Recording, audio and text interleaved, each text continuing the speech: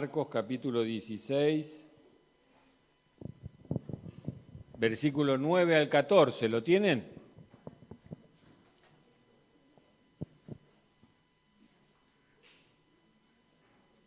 Marcos capítulo 16, versículo 9 al 14. Dice así: Habiendo pues resucitado Jesús por la mañana, el primer día de la semana, apareció a María Magdalena, de quien había echado 7 demonios. Yendo ella, lo hizo saber a los que habían estado con él, que estaban tristes y llorando. Ellos, cuando oyeron que vivía y que había sido visto por ella, no le creyeron. Pero después apareció en otra forma a 2 de ellos que iban de camino,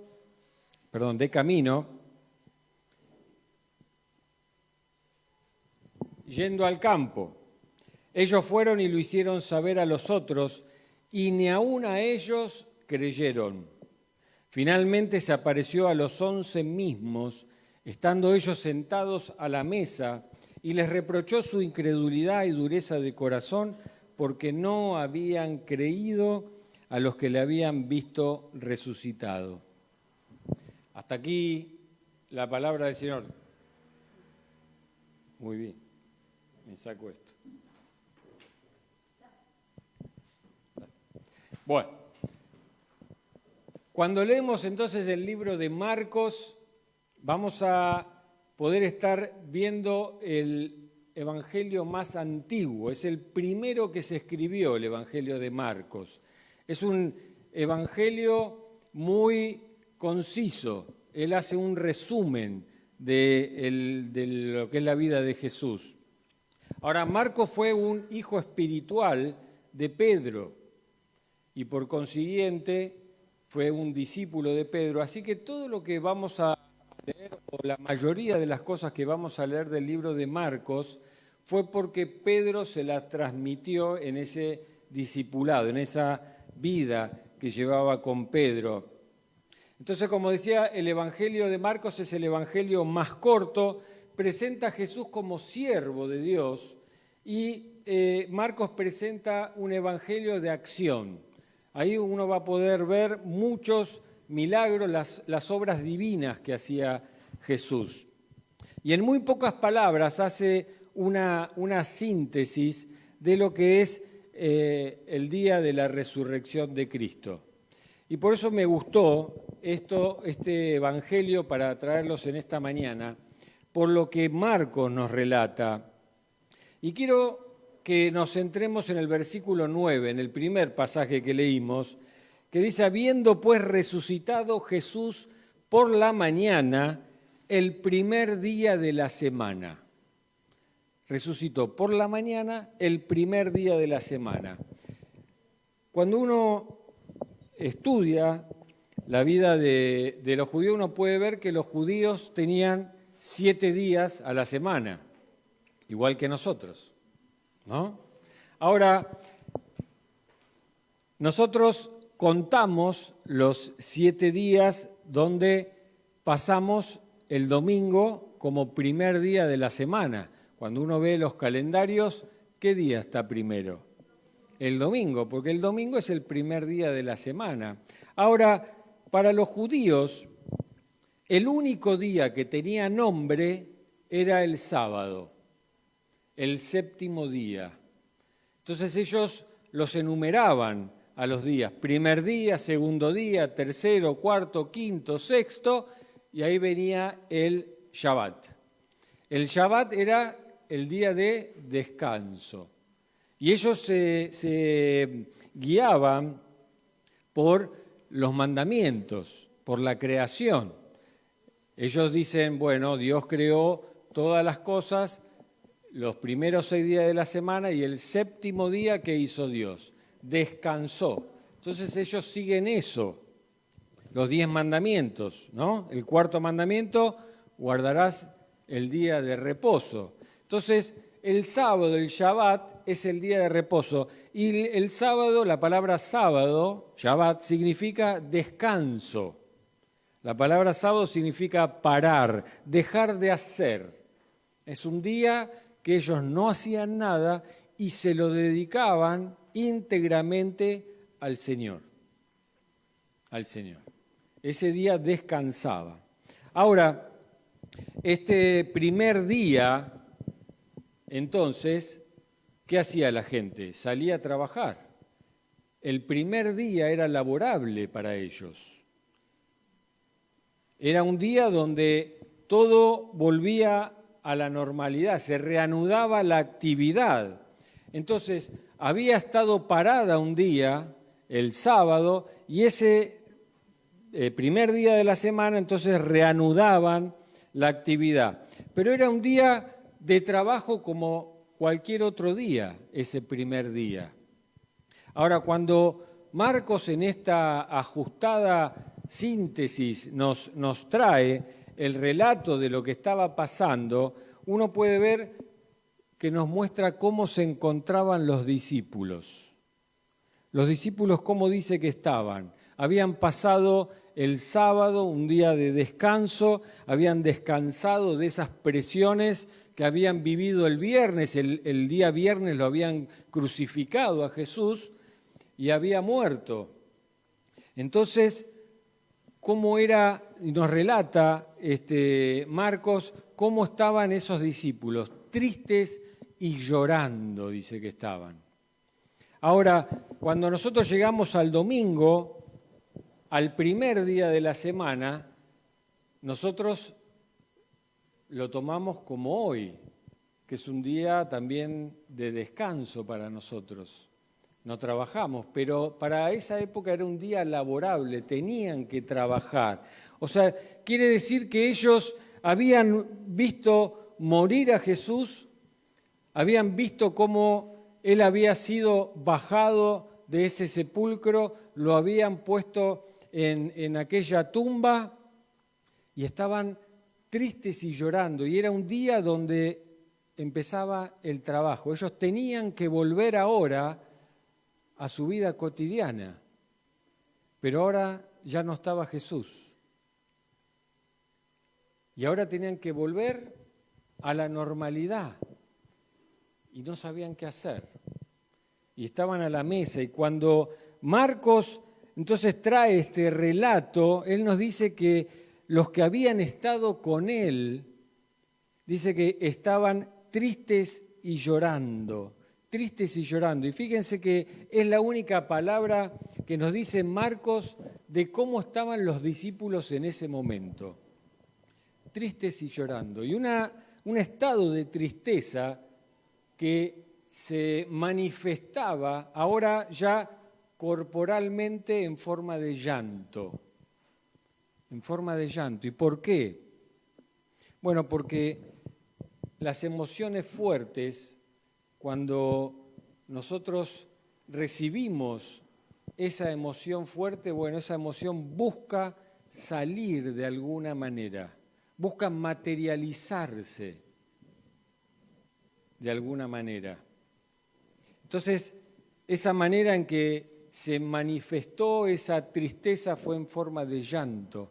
Cuando a nosotros nos da gracia algo, ¿cómo se manifiesta esa emoción? A las carcajadas, nos reímos. Y cuando nos reímos, entonces se materializa en el cuerpo. No aguantamos y nos tentamos y nos reímos y no hay nada que nos pare. Bueno, cuando el golpe de esa tristeza entró en los discípulos, no pudo dejar de salir ese llanto. Entonces, cuando hay un golpe emocional fuerte, entonces hace que salga para afuera. Por eso es muy importante y siempre decimos una y otra vez que hay que expresar las emociones, hay que hablarlas, porque muchas veces nos han criado y nos han dicho de chiquititos, bueno, eso está mal, no te rías así, bueno, no llores. Cuando uno se golpea, lo primero que le dice a un nene, ¿qué es? Bueno, no llores, hacete fuerte. Entonces va creciendo y esa emoción no puede salir. Entonces, al no salir, ahí entonces empieza a trabajar en nuestro interior. Y por algún lado, créanme que va a salir. Y cuando sale, después de muchos años, sale de una manera que no es la natural. No es la natural. Está bien que alguien cuando se golpee o está bien cuando alguien recibe un golpe emocional fuerte, llore, grite, se enoje, exprese eso que le está pasando. ¿Está bien? Entonces, ahí es donde viene el llanto en esos discípulos y ellos estaban llorando. Y acá quiero traer algunas reflexiones con respecto a esto. ¿Por qué puedo pensar que estaban llorando? Bueno, en primer lugar, el golpe que habían recibido, ese golpe había sido demasiado grande, demasiado fuerte. Para estos hombres, uno cuando ve, eran hombres pescadores, donde hacían fuerza con las redes, donde eran hombres rudos, donde estaban en medio de tormentas, en medio de situaciones tal vez de sobrevivencia, porque esas tormentas hacían que tengan que nadar mucho tiempo, donde ya estaban curtidos con esa parte emocional, o tal vez cobradores de impuestos, donde estaban luchando con esa gente que no quería pagar. Y ahí estaban ellos, también hombres ya duros en el trato. Y sin embargo, podemos ver acá a los discípulos llorando. Ellos estaban llorando. Y ellos habían sufrido este impacto emocional y ellos estaban elaborando esta tristeza y la están corporizando, esa angustia la estaban corporizando en forma de llanto.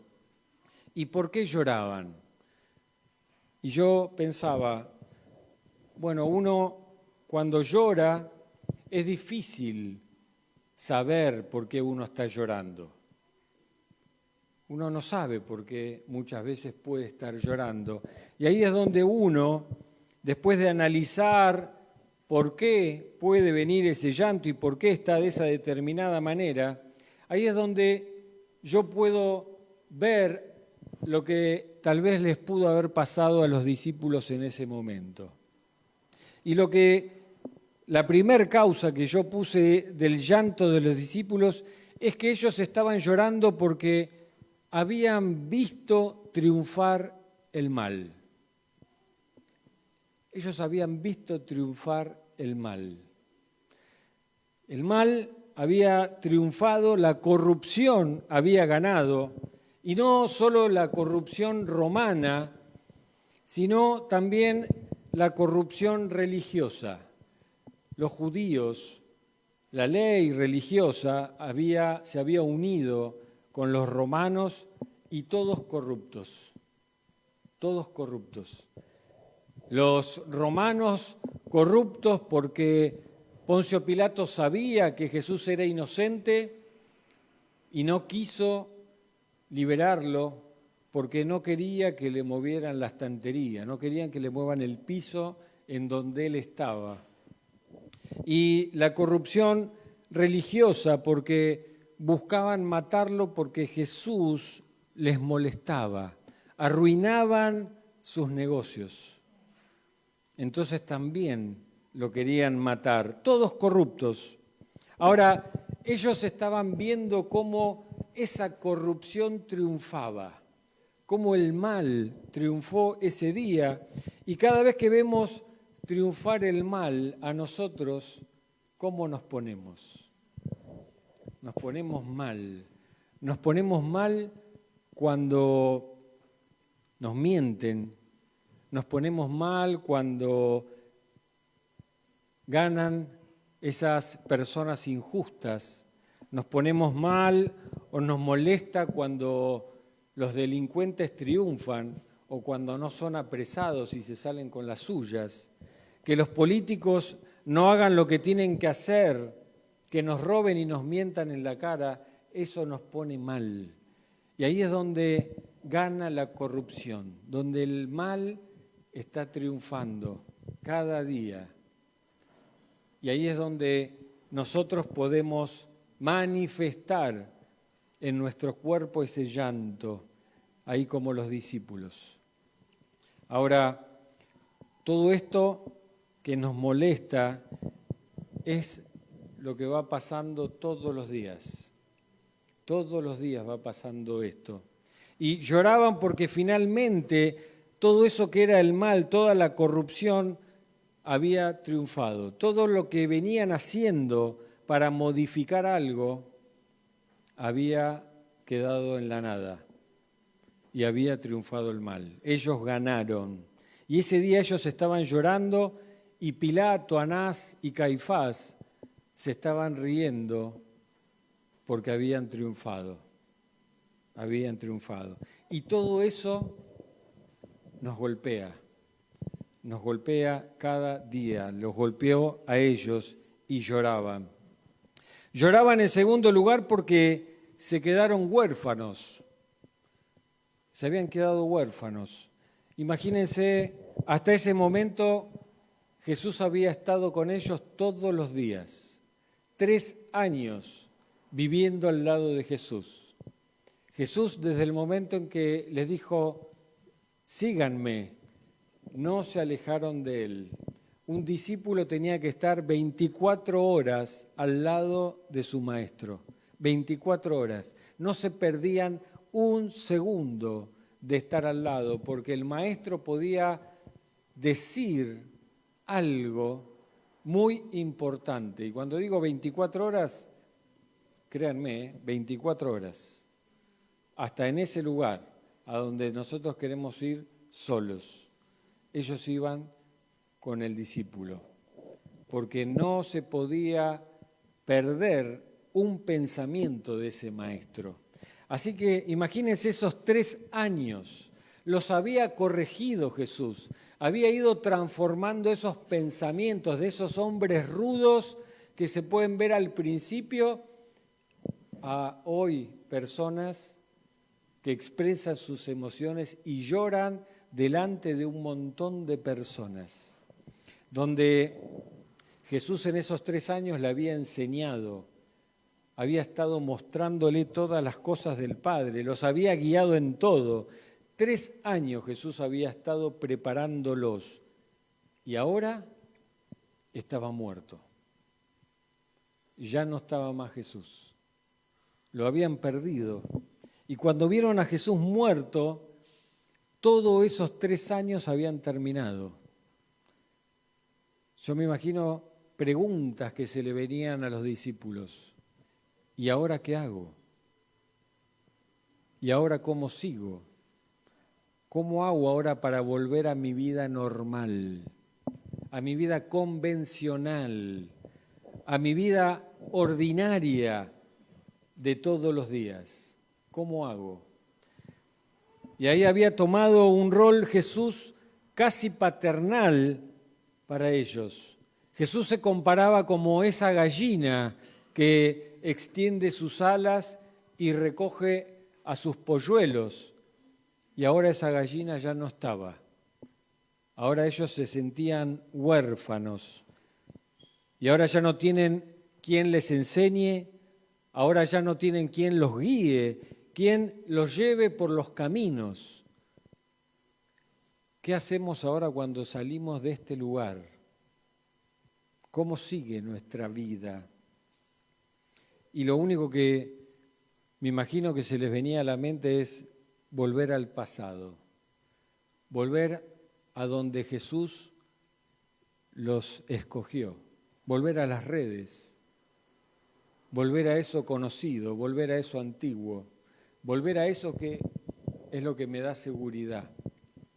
Me imagino que se le venía todo eso. Y quiere decir que este fin de semana tan dramático para ellos, porque era el día en que todo volvía a lo convencional. Era un día laborable. Había que empezar ahora una semana. Y ahí ellos tenían que replantearse su propia vida. Y ahora Jesús mismo, entonces, ya no está. Ya no está. Los dejó huérfanos. Y en definitiva lloraban porque sentían el peso del fracaso. Cuando vos le ponés energía y ponés ideas en hacer algo y eso que vos querías hacer no se lleva a cabo, viene ahí el fracaso. Fracasé porque no lo pude hacer. Y ahí es donde ellos tal vez sentían ese peso cuando invirtieron 3 años de vida. 3 años de vida para que ahora quede todo en la nada. Nuestro maestro, nuestro líder, había muerto. Todo lo que nos dijo ahora fue sepultado con Jesús. No había quien los guíe. Y ellos sentían ese peso del fracaso. Se quedaban sin esperanza. No tenían hacia dónde mirar.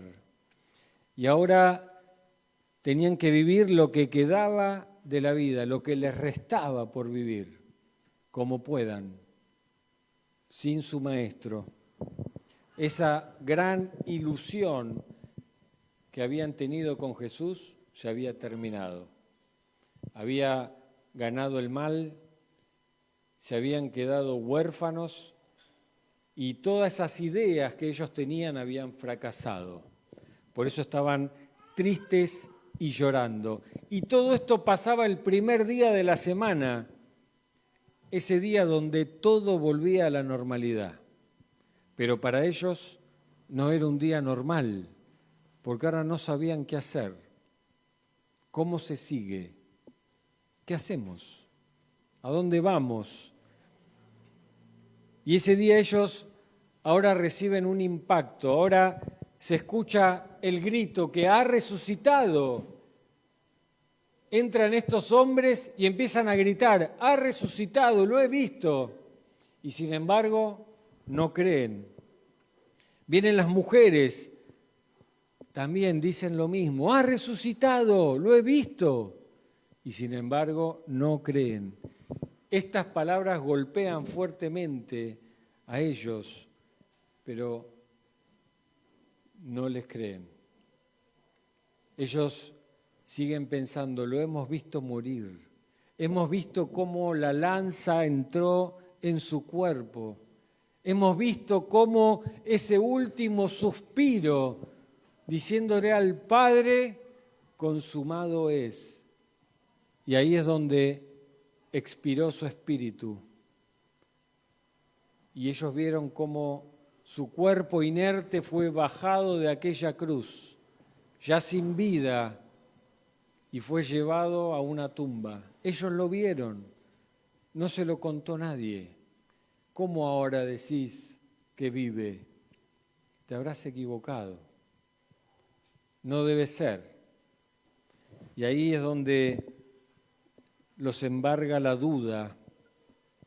Y la duda es lógica, cuando uno ha entrado en incredulidad, viene la duda. Ahí es donde se empieza a apoderar de nosotros. Y no consiguen sacarse las dudas. Uno puede leer otro evangelio donde dice que todos dudaban, hasta cuando el mismo Jesús entró en ese salón. Dice, y muchos dudaban, no lo creían. Y cuando ven eso, ese día que fue inolvidable, porque Jesús se les mostró a ellos y ellos pudieron ahí estar con Jesús, pudieron reunirse con Él, entonces ya ese día empieza a tomar otro color. Ya esa tristeza y esas lágrimas empiezan a transformarse cuando empiezan a ver a Jesús. Ya cuando Jesús hasta le dice a Tomás, vení, tocá, fíjate que soy yo. Entonces ahí ya ese primer día de la semana empieza a tomar forma. ¿Y por qué nosotros tenemos y descansamos el primer día de la semana? ¿Por qué para nosotros el domingo es un día que no trabajamos? ¿Por qué nos reunimos los domingos por la mañana? Bueno, efectivamente esos cristianos que estaban en ese momento había sido tan impactante, habían sido tan impactados ese primer día de la semana que entendieron que Jesús le había dado significado a ese día. Ya no era un día más, ya no era ese primer día laborable, ahora cobraba un significado especial, un significado que no se les iba a borrar más de sus mentes. Ya no era ese primer día ordinario que uno iba a trabajar, ahora significaba algo. Y tanto representó para esos discípulos ese día que se empezaron a reunir ese día. Era tal vez muy difícil, tal vez se les complicaba a todos. Era un día donde ya había que reunirse y congregar juntos. Esa alegría ya ahora tenía un día y había que reunirse ese día. Había que darle forma a ese primer día de la semana por lo que había sucedido.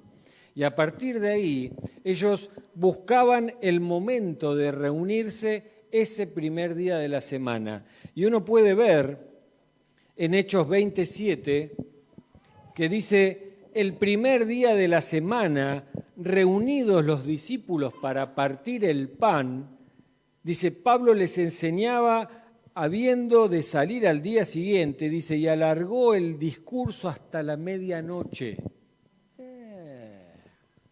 Me gustó eso. Me gustó. Me gustó. Después, si uno sigue leyendo, dice que Pablo predicó hasta el alba. Me gustó más todavía. Digo, no les voy a decir eso porque... Tal es así que cuando ustedes leen Hechos 20 y empiezan a leer, van a ver que hay un hermano que se quedó dormido. Siempre tenemos un pecador que se duerme en las prédicas, ¿no? Bien, pero ahí es donde yo dije, si le pasó a Pablo, ¿cómo no me va a pasar a mí? ¿Pero por qué se quedó dormido? Porque habían trabajado todo el día trabajando y querían ir a esas reuniones. Se juntaban porque ese día ya era un día especial para ellos.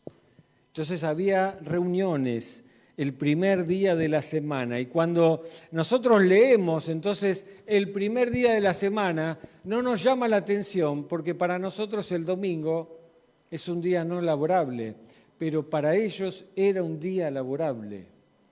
Era un día laborable. Era donde ellos hacían sus transacciones económicas. Si no las hacían, no ganaban dinero. No es como nosotros, que hoy nosotros tal vez con la relación de dependencia seguimos ganando dinero igual, si trabajamos o no trabajamos. Ellos si no trabajaban, no ganaban. Y dice que se reunían después de ese día laborable, pero se reunían y entonces era ahí hasta la medianoche. Y yo pensaba, se reunían hasta la medianoche sabiendo y entendiendo que al otro día era un día laborable. Pero había que reunirse, estaba en el deseo de ellos, porque ya era un día que dejó de ser ordinario para pasar a ser un día especial. Este es un día que el Señor eligió. El Señor eligió ese día para resucitar, para volver a la vida. Así que ese es el día del Señor y eso es lo que significa la palabra domingo. Ese era el día del Señor y domingo viene del latín dominicus, y significa eso, día del Señor, día del Señor. El domingo es el día del Señor, es el día del triunfo final. Es el día que después de toda la angustia, de todo el dolor, cobra un significado importantísimo. y ahora lo vamos a ver por qué. Nosotros hoy estamos celebrando la Pascua y celebramos la resurrección, pero la Iglesia desde siempre está celebrando la Pascua. Cada domingo que se reúne, celebra la Pascua, celebra la resurrección de nuestro Señor Jesucristo. Y ese es el significado de lo que nosotros hacemos domingo tras domingo. Celebrar lo que Jesús hizo ese día. Celebramos que hoy está vivo. Y esas son las reuniones que se vienen haciendo desde aquel día, desde ese primer día de la semana que se reunían, celebraban que Cristo está vivo. Amén. Así que es una pequeña Pascua cada 7 días que nos lleva nuevamente a la esencia de nuestra fe. Nuestra fe tiene que ver con un Dios vivo, no con un Dios muerto, no con un Dios clavado en aquella cruz, porque si no la obra hubiera sido incompleta. Si Cristo no hubiese resucitado, sería lo mismo que Mahoma, sería lo mismo que Buda, sería lo mismo que cualquier religión de este mundo. Pero Cristo, ese primer día de la semana, resucitó y hoy festejamos un Dios vivo. Ahora, esto es lo que entendieron estos primeros cristianos. Y es interesante porque el Imperio Romano y las religiones judías no lo entendían. Por eso ellos eran muy atacados y muy perseguidos. Y estos cristianos se reúnen este primer día de la semana y empiezan a defenderse de por qué lo hacen. Empiezan a dar explicaciones. Y traje un personaje, Justino, no sé si han oído hablar. Justino fue el primer mártir que hubo, que murió por el Evangelio.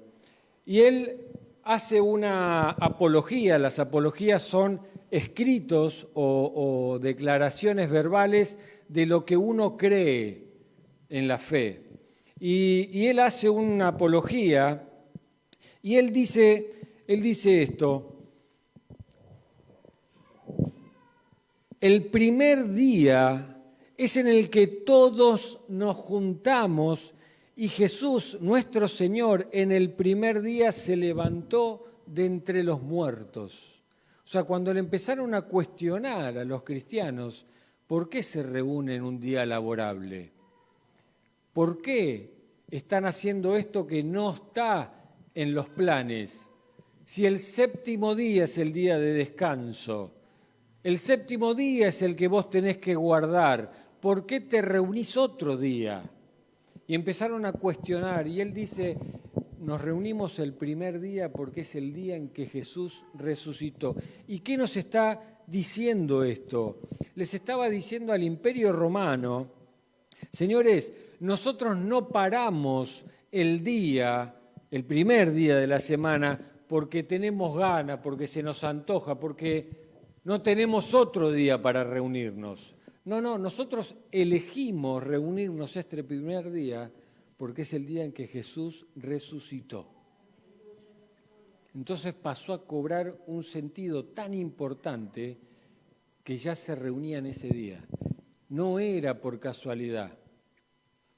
Habían elegido ellos ese día porque para ellos Jesús ya les dio un significado especial, ya le dio forma ese día.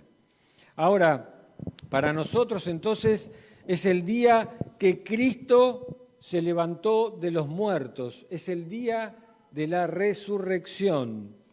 Y un poco más adelante, ya a fines del siglo I, comienzo del siglo II, hay un tal Bernabé que escribe un evangelio, el Evangelio de Bernabé, es un cristiano, y él dice lo siguiente: nosotros celebramos con júbilo el 8º día en que Jesús resucitó de los muertos. Nosotros celebramos con júbilo el octavo día. ¿Y por qué? Uno dice, ¿por qué dice el octavo día? ¿Por qué? Agarró y dice esto, dice, bueno, porque ya la idea no era que durante 6 días creó Dios el universo, en el séptimo descansó, sino que ahora ese séptimo día se interrumpió por el pecado. En la creación, uno ve que Dios creó todo hasta el sexto día, y el séptimo lo bendijo y descansó. Y a partir de ahí empieza la vida normal.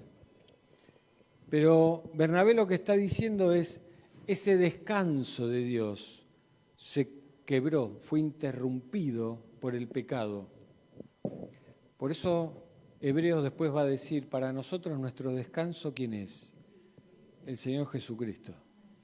Porque Jesucristo es el que vuelve a restaurar la relación con el Padre.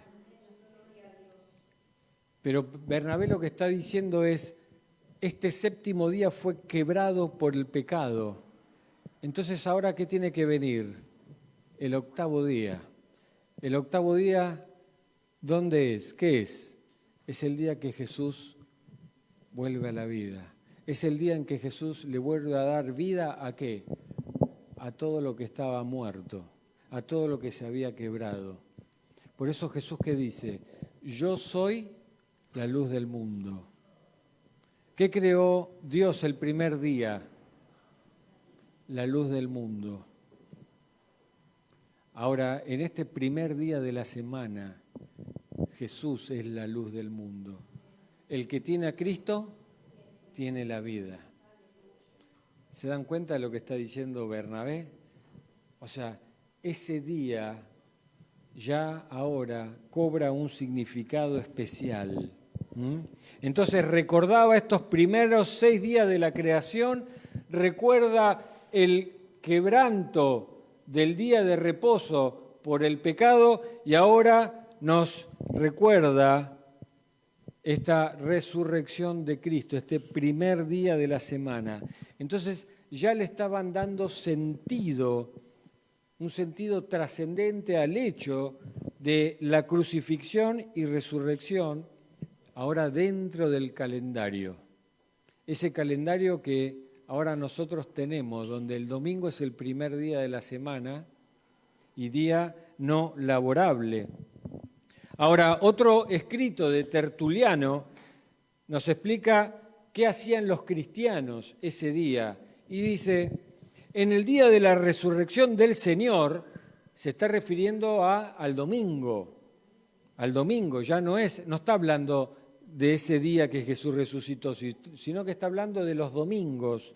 En el día de la resurrección del Señor, debemos tratar no solo de arrodillarnos, sino que debemos dejar todos los afanes y preocupaciones posponiendo nuestros negocios, a menos que querramos dar lugar al diablo. Tertuliano de Cartago. ¡Wow! O sea, en los días domingo debemos tratar no solo de arrodillarnos, sino debemos dejar todos los afanes y preocupaciones posponiendo nuestros negocios a menos que querramos dar lugar al diablo. ¡Wow! ¡Wow! O sea, tenemos que dejar todo de costado, todo. Cuando realmente empezamos a entender este día del Señor, el día que Él resucitó de los muertos, el día en que Él ahora nos da vida, nos da luz, el día en que para nosotros vuelve a comenzar todo, debemos dejar todo de lado, arrodillarnos y adorar a nuestro Dios. Eso es lo que se hace el día domingo. Eso es lo que está diciendo este Señor. Wow, fuerte, ¿no? Porque si no lo hacemos, estamos dándole lugar al diablo. ¿Por qué? Uno puede pensar, ¿por qué esta afirmación tan contundente? Porque si yo no pongo a Cristo en primer lugar, si yo no le dedico el primer lugar, entonces ahí es donde puedo estar abriendo puertas para que entre el diablo a mi vida.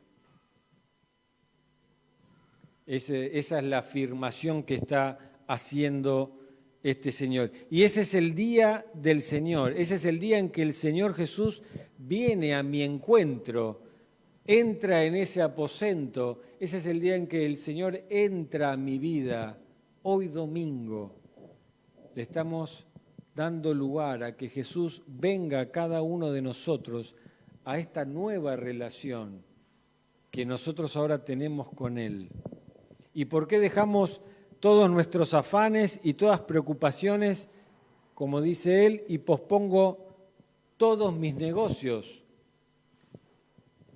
Claro que a nosotros esto nos resulta fácil hoy, porque hoy nosotros no trabajamos, hoy no es un día laborable, entonces nos resulta fácil venir a la iglesia los domingos, nos resulta fácil el domingo decir, no mamá, no papá, hoy no puedo ir a almorzar con vos porque hoy es el día del Señor. Nos resulta fácil decir, no voy a festejar el cumpleaños el domingo a la mañana porque es el día del Señor y voy al encuentro de mi amado. Voy a abrirle la puerta de mi corazón para que Él entre en este aposento alto. Para nosotros nos resulta fácil porque no es un día laborable, pero son muy pocos tal vez los que trabajan el día domingo y tienen que decir no trabajo porque hoy es el día del Señor. Pero en aquel momento era un día laborable. En aquel momento sí, costaba hasta la vida no ir a trabajar, no ganar plata, no comer tal vez ese día. Pero para ellos fue tan importante, después de tanta angustia, de tanto dolor, de sentirse fracasados, de sentirse huérfanos. Y ese día que venga Jesús a sus vidas y que tengan esperanza, que tengan ahora, cuando salen de ahí, un lugar a donde ir, un propósito de vida, una dirección clara. Para ellos ya no era un día más, era el día del Señor, el día en que nosotros queremos reunirnos. ¿Por qué? Porque estamos celebrando a Jesucristo vivo. Él vive en nosotros y yo le dedico ese día para celebrarlo. Eso es lo que significa el día del Señor. Ahora quiere decir que los cristianos entonces tenían en ese día esa pequeña Pascua todos los domingos, recordando justamente que Cristo había resucitado de los muertos y que ahora estaba vivo. Y entonces desde ese día de la resurrección, desde ese día del Señor, el domingo ahora es el día de júbilo y es para todos los cristianos abandonar todas las ocupaciones y es el día de la alabanza, de la adoración al Señor, pero ahora comunitariamente. Por eso se reunían. Ya no era individualmente, ahora es comunitariamente. Entonces alabamos y adoramos a nuestro Dios todos los días, pero el domingo es el día que se hace comunitariamente. Y por eso esto es algo tan importante, porque nosotros no solo el día de hoy estamos celebrando la resurrección de Cristo, sino que todos los domingos nos reunimos en comunidad, alabando y adorando, porque Él está vivo en nuestros corazones. Y eso es lo que nosotros venimos a hacer acá. Eso es lo que nosotros expresamos cuando venimos a reunirnos. Yo estoy de pie. ¿Por qué? Porque Cristo está vivo en mí. Hoy yo tengo un rumbo. ¿Por qué? Porque Cristo está vivo en mí. Y el domingo es el día que nosotros renovamos ese encuentro. Decimos, yo decido ir, decido dejar todo. ¿Por qué? Porque me quiero encontrar con vos. Ahora en comunidad, en comunidad. Por eso lo veo a Cristo en el hermano, lo veo a Cristo en el niño, lo veo a Cristo en el otro hermano y lo veo. Y eso es lo que me da júbilo, gozo y esperanza. ¿Amén? Muy bien. Ahora fue tan grande esta presión que estos cristianos empezaron a hacer, fue tan grande que ahí donde viene Constantino el Grande, ¿y qué hace? Él agarra y dice, bueno, lo que nosotros llamamos libre culto, él da una carta a los cristianos para que tengan libre culto. ¿Ustedes se quieren reunir ese día? No hay problema, reúnanse. Y empezaron a reunirse tantos cristianos, que ¿qué día tenemos hoy no laborable? El domingo. Gracias a esos cristianos, ese día empezó a ser un día no laborable, porque eran tantos los que se reunían ese día que tuvieron que poner día no laborable. Y a partir de ese momento ya no se trabajó más el día domingo. No sé si fue bueno o no, pero no se trabajó más. Pero sí es el día en que nosotros, el primer día de la semana, por la mañana, nos reunimos, porque celebramos a Cristo vivo en nosotros. ¿Amén? Amén. Entonces, en esta mañana, ya para ir finalizando, ¿cómo viniste este día? ¿Cómo fueron esos 6 días de tu vida hasta este primer día de la semana? Tal vez tuviste momentos donde tuviste preocupaciones, donde tuviste tristezas, tal vez tuviste momentos donde viste la injusticia en todo lo que te estaba pasando. Tal vez viste cómo el mal iba triunfando. Tal vez pudiste expresar tus emociones con llanto, tal vez con enojo, con tristeza o amarguras. Pero estamos viviendo en una sociedad donde eso es moneda corriente, donde la sociedad se ha rebelado contra Dios, donde lo ha dejado de lado, donde no lo pone en primer lugar. Estamos totalmente desamparados por la clase política y tal vez estás con enojo, tal vez estás viendo cómo el mal triunfa. Estamos viviendo en un país donde casi el 50% de la población no tiene trabajo.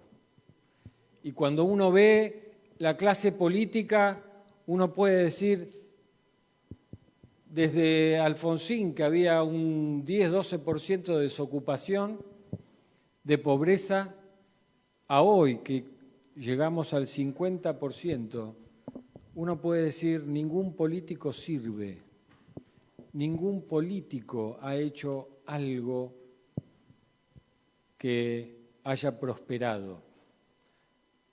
Todo fracasó. Y cuando uno ve eso, uno puede ver que es injusto, porque los políticos cada vez tienen más propiedades, donde podés ver que los políticos viajan a otros países a donde quieren, donde llevan su dinero a paraísos fiscales para no tener que correr riesgos en este país. Y es todo injusto. Y ahí es donde uno se puede angustiar, se puede desesperar. Ahora, cuando vemos que hay hermanos que no tienen qué comer, viviendo en un país donde tenemos la llanura más codiciada del mundo, donde tenemos alimentos para alimentar a 3 o 4 argentinas, y vemos que hay hermanos que no tienen para comer, que están pasando necesidad. Eso trae dolor, trae angustia, trae sufrimiento. Podemos expresar o no ese llanto, pero ahí es donde nosotros tenemos el primer día de la semana. Ahí es donde nosotros venimos así, como estamos. Y ahí es donde venimos a la casa del Señor. ¿Para qué? Para poner nuestra mirada en Jesucristo. Para que Él empiece ahora a ser la luz de nuestra vida. Para poder ahí cambiar ese lamento en baile. Ahí es donde dejo mis preocupaciones. Y ahí es donde empiezo a ver que Cristo está vivo y que Él quiere hacer algo con nosotros. Por eso ahí del lamento pasamos a la adoración. Ahí del sufrimiento pasamos al gozo, porque volvemos a poner nuestra mirada en el único que nos puede sacar de este lugar. Físicamente no. Físicamente vamos a seguir viviendo hasta el último día en este lugar, pero sí nos va a sacar espiritualmente, porque ahora nosotros vemos las cosas espiritualmente, ya no las vemos más carnalmente. Y ahí es donde dejamos nuestras preocupaciones, nuestras ansiedades. Y ahí es donde Él nos viene a decir, bueno, ahora no estás huérfano, ahora tenés un Padre donde podés clamar, Abba Padre. Ahí es donde Él te va a escuchar y te va a responder. Ahí es donde vos podés llorar libremente porque no vas a ser juzgado. Ahí. Por eso en esta mañana la cena del Señor para nosotros representa gozo, alegría. ¿Por qué? Porque este es el día del Señor que ha resucitado.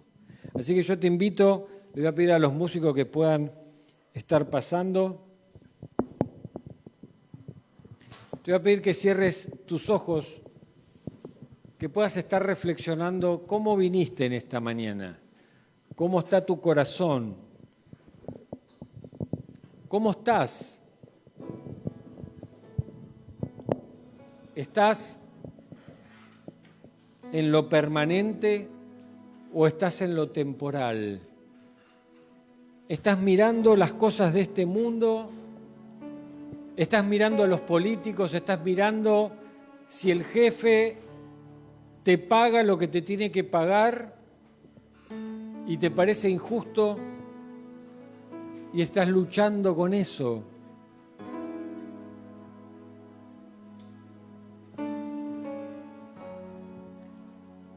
¿O estás en las cosas permanentes, en las que perduran, en las que son eternas?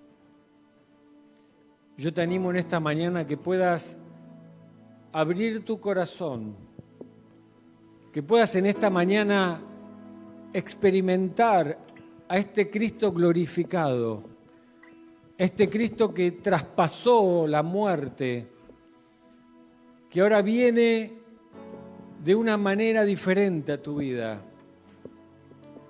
y que te dice, poné los ojos en mí. Poné los ojos en las cosas eternas, en las que duran, en las que no están corruptas por el hombre, porque esas son las cosas que a vos te van a firmar acá en la tierra. cuando vos ponés tus ojos en las cosas eternas, ahí es donde vos vas a tener esperanza. Ahí es donde vos vas a poder tener gozo y alegría, porque vas a entender que este es el día del Señor, el día que Él eligió para hacer todas las cosas nuevas. Hoy, al acercarnos a la mesa, nos encontramos con la raíz misma de la fe. Hoy es el primer día de la semana, el día en que celebramos la nueva creación. Nueva criatura somos.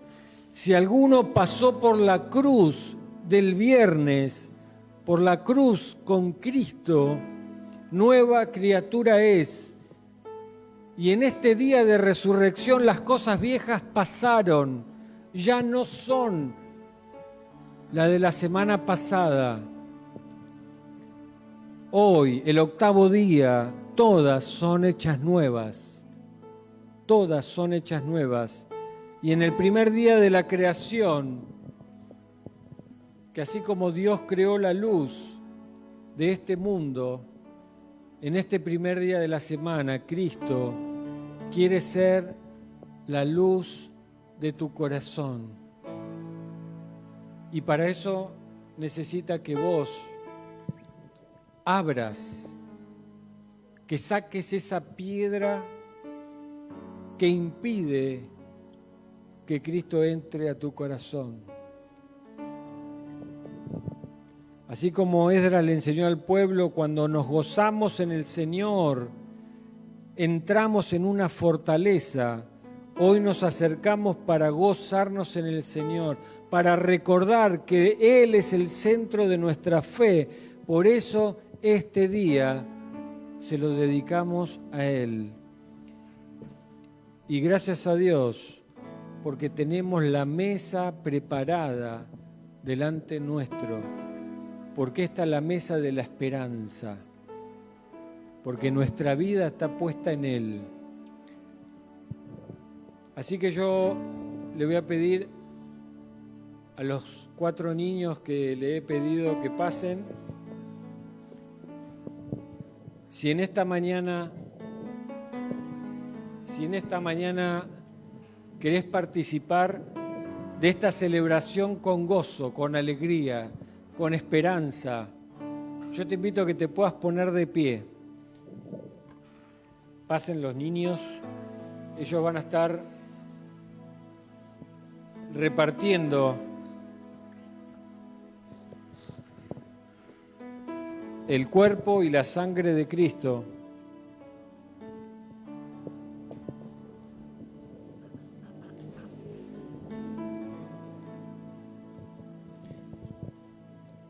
Y mientras ellos van pasando, quiero terminar con el Salmo 118, que dice: Te alabaré porque me has oído y me fuiste por salvación. La piedra que desecharon los edificadores ha venido a ser cabeza del ángulo. De parte del Señor es esto, y es cosa maravillosa a nuestros ojos. Este es el día que hizo el Señor, nos gozaremos y alegraremos en Él. El Señor es Dios y nos ha dado luz. Mi Dios eres tú y te alabaré. Dios mío, te exaltaré. Alabad al Señor, porque Él es bueno, porque para siempre es su misericordia.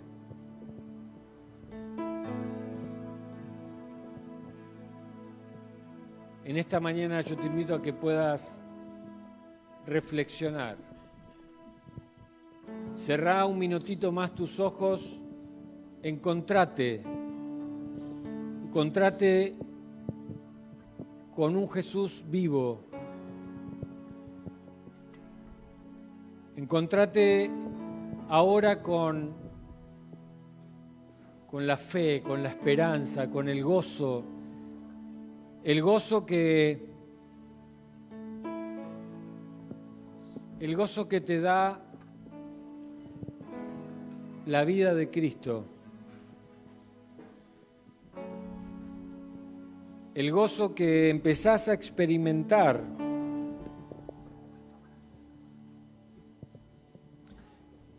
el gozo que empezás a experimentar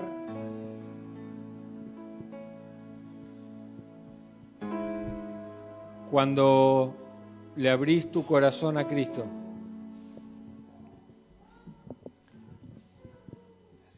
Él es el único que te puede dar ese gozo de la salvación. Él es el único que te puede dar esa seguridad de que hoy sos salvo porque Cristo está en tu vida. Y tenemos, como veíamos hoy a la mañana en el estudio, tenemos a la persona del Espíritu Santo ahora viviendo en nosotros. Una persona que tiene mente y nos habla, nos guía, nos instruye. Tenemos una persona en nosotros que tiene emociones, que se goza con nosotros, que se pone triste con nosotros. Y por eso podemos ir confiadamente a Él, para poder expresarle esas emociones, poder derramar ahora nuestro espíritu delante de Él, porque tenemos esa seguridad que Él nos va a entender. Él te entiende en esta mañana como viniste. Y Él hoy quiere que nos gocemos con Él, que podamos entender que este no es un día más, este es el día que Él eligió para resucitar, para traernos a la vida, para que nos reunamos ahora con gozo, con júbilo. ¿Cómo no adorarlo? ¿Cómo no adorar a nuestro Dios si Él está vivo? ¿Cómo no sacar todo de nuestra vida y dedicarle un día a Él? Cuando Él nos dedicó todo. Por eso, Señor, en esta mañana te damos toda la gloria, todo el honor y toda la alabanza una vez más. Gracias, Señor, porque hoy podemos, Señor, levantar este pan y poder darte gracias. Gracias, Señor, porque partiste tu cuerpo en aquella cruz. Gracias, Señor, porque este pan representa tu cuerpo que fue partido, que fue, Señor, quebrantado, para que nosotros no tengamos que pagar ese precio que era impagable. ¿Cómo no agradecerte, Señor? ¿Cómo no dedicarte, Señor, un día para decirte que vos sos todo para nosotros? Que gracias a ese sacrificio en la cruz, Señor, hoy podemos levantar este pan, símbolo de tu cuerpo, Señor, porque nosotros no tenemos que levantar nuestro cuerpo. No podemos, Señor. ¿Cómo no estar agradecidos y venir con júbilo a este lugar? ¿Cómo no hacerlo, Señor? Por eso te alabamos y te bendecimos. Pero también, Señor, hoy nos ponemos en la misma cruz con vos. Señor, para decirte que estamos juntamente crucificados con vos y que ya no somos nosotros ahora. Ya no somos personas, Señor, que se angustian por mirar a este mundo, por mirar las injusticias de este mundo. Hoy, Señor, podemos mirarte a vos. Hoy, Señor, podemos tener esperanza. Porque hoy, Señor, vemos tu sacrificio. Señor, y hoy te recibimos como Salvador. Señor, dándote toda la gloria y toda la honra. Por eso podemos levantar este pan, dándote gracias, Señor. Y una vez más, Señor, podemos participar todos juntos gozándonos en tu cuerpo. Gracias, Señor. Podemos participar del pan.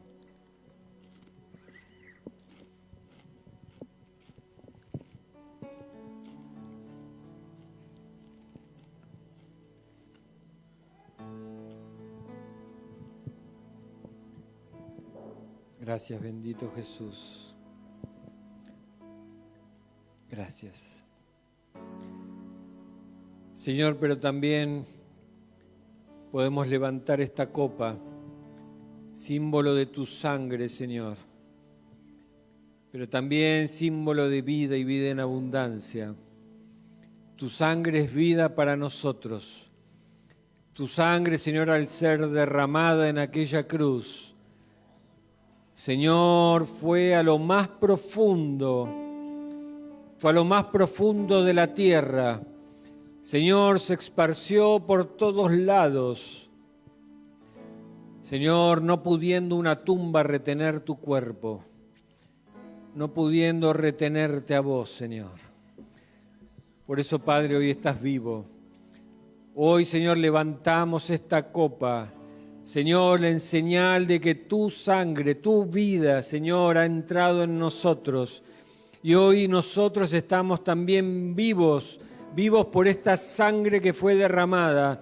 Vivos, Señor, porque una tumba no te pudo retener. Y hoy estás vivo en cada uno de nosotros, trayendo vida y vida en abundancia, trayendo paz y alegría, gozo y esperanza, Señor. Porque podemos, Señor, recibirte cada uno en nosotros. Señor, porque ese impacto ahora es un impacto de vida. Señor, que manifiesta en nuestro cuerpo alegría, gozo, paz, esperanza, mansedumbre, dominio propio, fe, amor, Señor, templanza. Señor, porque contra esas cosas no hay tumba que la retenga, Señor.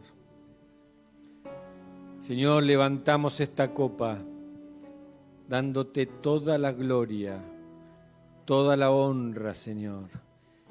Señor, y queremos que cuando salgamos de acá podamos seguir mirando esta copa en alto, Señor, entendiendo que ahora vos vivís en cada uno de nosotros y que hoy, este día, el primer día de esta semana, Señor, el primer día de la semana, te lo queremos dedicar a vos, a un Dios vivo, pero también a un Dios que está en nosotros. Por eso, Señor, podemos ver y podemos verte en la vida de cada uno de el que está enfrente, el que está al lado. Por eso venimos gozosos para alabarte con júbilo, en comunidad. Señor, bendecimos tu sangre. Señor, y hoy participamos todos juntos en comunidad. Por eso bebemos de esta copa, Señor. En tu nombre, Jesús.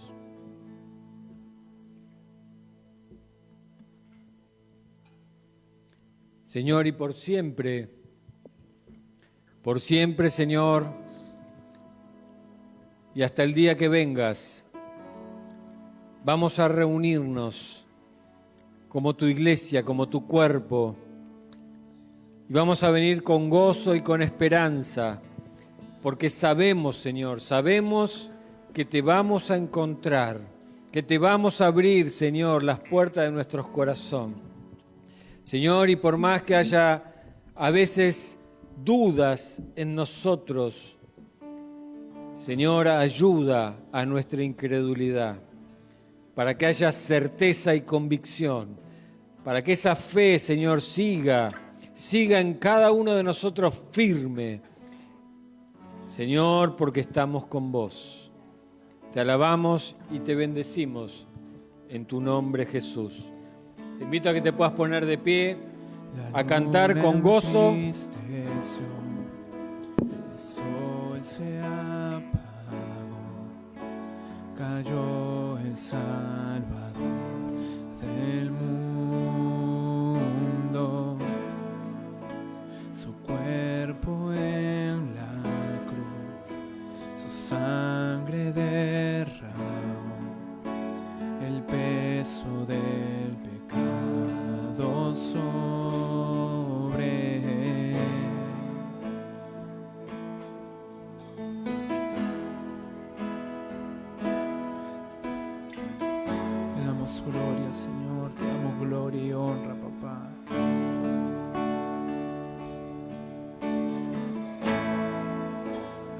inhale el suspiro, el cielo lo ignoró, el Hijo descendió en tinieblas, la guerra en el Seol, la muerte derrotó, el infierno fue al fin vencido. La tierra retumbó, la piedra él quitó, su amor perfecto siempre vencerá. El Rey resucitó, la muerte derrotó, ganando la victoria. Por siempre a Él la gloria es, por siempre exaltado es, por siempre Él es digno, vivo está, vivo está. La tierra retumbó, Él quitó, su amor perfecto siempre vencerá.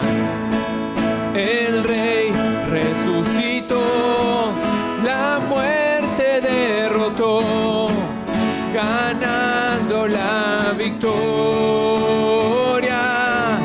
Por siempre a Él la gloria es, por siempre exaltado es, por siempre es digno, vivo está, vivo está. Por siempre a Él la gloria es, por siempre exaltado es, por siempre es digno, vivo está, vivo está. Cantamos aleluya, canto aleluya, canto aleluya. El Cordero ya venció, canto aleluya, canto aleluya, canto aleluya. El Cordero ya venció, canto aleluya, canto aleluya, canto aleluya. El Cordero ya venció, canto aleluya, canto aleluya, canto aleluya. Por siempre a Él la gloria es, por siempre exaltado es, por siempre es digno, vivo está, vivo está. Por siempre a Él la gloria es, por siempre exaltado es, por siempre es digno, vivo está, vivo está. Por siempre vivo estás, Cristo.